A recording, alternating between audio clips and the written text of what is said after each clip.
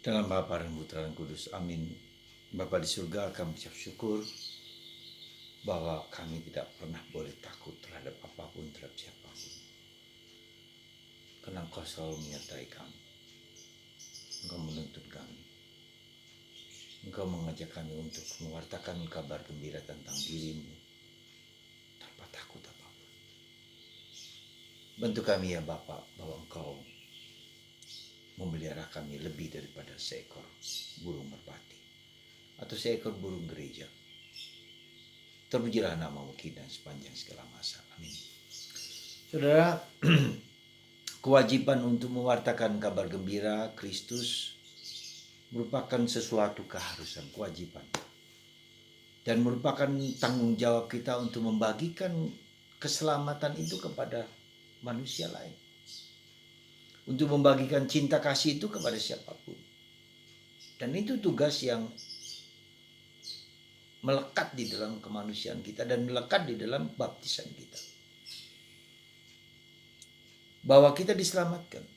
Dan apakah saya pernah mengalami keselamatan itu?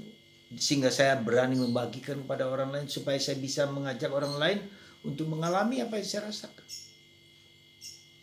Kelemahannya adalah bahwa kita tidak mengalami itu sehingga kita tidak berani mewartakan itu kepada orang lain.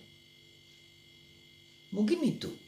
Kita tidak memahami karena kenapa? Karena hati kita penuh dengan batu-batu, penuh dengan dosa, penuh dengan kekerasan, sehingga kita tidak mengerti bahwa Tuhan itu menyelamatkan aku. Kita tidak sadar bahwa Tuhan itu hadir dalam diriku. Kita tidak sadar bahwa Tuhan fokusku ketika Tuhan hadir. Aku merasakan, aku mengalami kehadirannya. Persepsiku tentang Dia yang hadir dalam diriku itu tidak semakin, kesadaran itu tidak semakin dalam. Mari kita sadar, kita fokus, kita menyadari, mengalami bahwa Tuhan hadir dalam diriku. Mungkin itu pertama kali yang harus kita sadari dengan baik-baik. Ketika kita dibaptis, ketika kita di sakramen Krisma, ketika kita menerima tubuh dan darah Kristus, ketika kita berdoa, ketika kita diam, Tuhan Kau hadir. Aku menyadari, aku fokus pada kehadiran. Aku mengerti, aku faham Engkau hadir dalam diriku. Dan itu membuat aku damai, membuat aku tentram, sehingga kesadaran kita semakin lama semakin meningkat, semakin dalam. Bahwa Tuhan ada di mulutku, ada di pikiranku, ada di hatiku, ada di seluruh tubuhku, seluruh ragaku. Bahkan seluruh bagian dari diriku, aku sadar Tuhan hadir di situ. Maka mari mungkin salah satu caranya adalah kita diam sejenak, kita sadari. Kita pegang tangan kita bahwa tangan ini adalah tangan Tuhan. Tangan yang menciptakan, yang diciptakan oleh Tuhan. Untuk kugunakan demi kebaikan. Pikiranku, perasaanku, ragaku, jiwaku, seluruh diriku adalah anugerah Tuhan yang kuberikan kepada orang. Sehingga kesadaran ini, jadi kesadaran itu penting. Ya, misal contoh, Anda mempunyai mobil Lamborghini, Ferrari, atau angkot. Beda nggak? Ketika Anda punya mobil angkot, ya untuk fungsi untuk membawa orang. Yang sama-sama fungsi semua membawa orang. Tapi ketika mobil itu mereknya Lamborghini atau Ferrari, saya punya sikap berbeda. Cara saya mengemudikan, cara saya bersikap, cara mengatakan pada orang lain. Tapi ketika saya mempunyai angkot, biasa aja. Nah, jadi kesadaran itu muncul ketika ada sesuatu yang ditambahkan kepada kita. Kalau tadi saya menambahkan Ferrari atau Lamborghini atau Mercedes ke dalam diri saya merasa seolah harga diri saya bertambah. Seolah-olah, meskipun tidak cukup. Tapi saya menambahkan implan dalam tubuh saya. Demikian juga dengan Tuhan Yesus. Tuhan Yesus sudah ada dalam diriku. Dalam diri Anda. Saya memiliki diam dan hening menyadari Tuhan hadir. Seperti saya menyadari Lamborghini, Ferrari dalam diriku, di sampingku. Kalau mobil itu di luar diriku, Yesus dalam diriku, ku sadari. Dan kalau Yesus ada dalam diriku, maka Yesus mengatakan, jangan takut, jangan cemas. Aku mendampingimu, aku hadir bersamamu.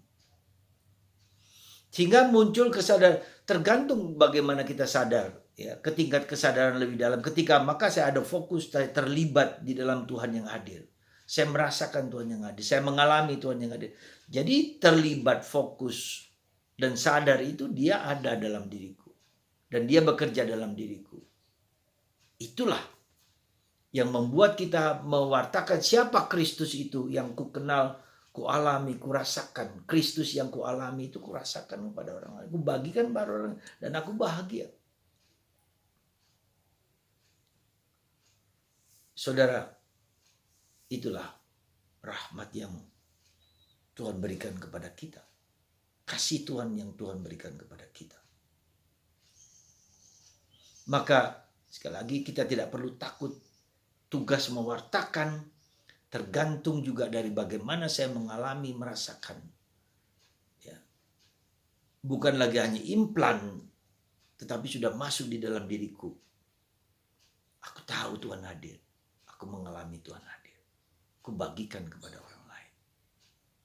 Semoga pengalaman kehadiran, kesadaran akan kehadiran itu membuat kita berani mewartakan Kristus yang menyelamatkan, membebaskan aku, dan aku membagikan bahwa Kristus mencintai aku apa adanya. Dan Kristus juga mencintai Anda, mengalami Anda, dan itulah keselamatan.